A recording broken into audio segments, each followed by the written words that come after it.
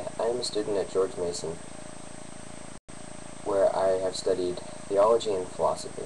George Mason is primarily a Catholic campus. In fact, about 100 yards off campus from the roads going in, there's a major Catholic church where you can see crowds of people traveling to and from every Friday night, and depending on whatever days you manage to run across it.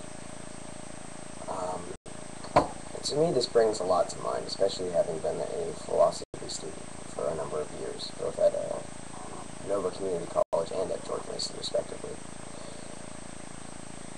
I don't believe in God.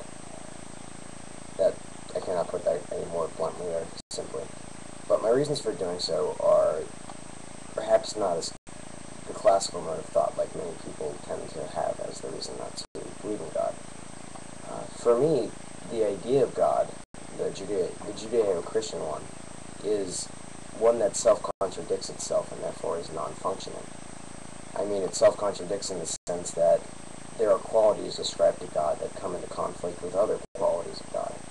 For example, when we speak of the Judeo-Christian God, we're speaking of the omnipotent, omni-being God, the being who is all-powerful, all-knowing, all-good, all-present.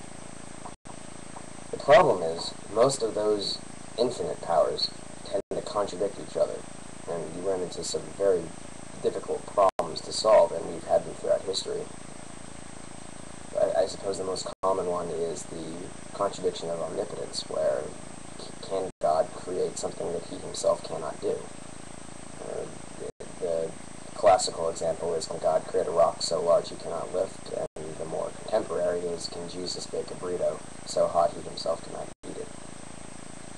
Others include omniscience versus omnipotence, all-knowing versus all-powerful. For example, can God do something he is not aware of?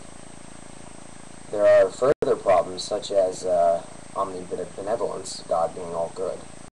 This is one I take perhaps greatest umbrage with, because it almost certainly negates the moral code of most Christians who follow God.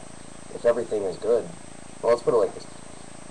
If God is good and everything is of God's will, then therefore, and if God is good, then therefore anything of God must also be good. Any act that occurs in the universe occurs supposedly because of the divine will, which means that everything that occurs is because of God's will. When you save that woman's life who was run over, it's God's will.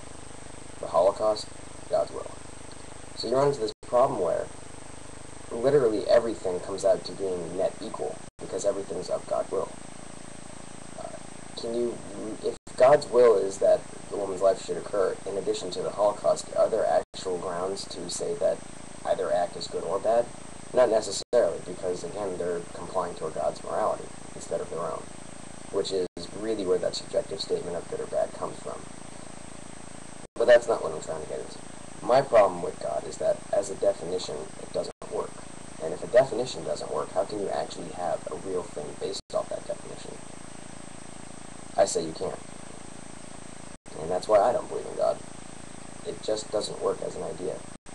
And whenever somebody tries to change that idea, such as taking out omnipotence or omniscience or benevolence, they stop recognizing the Judeo-Christian God and are creating an altered kind of God.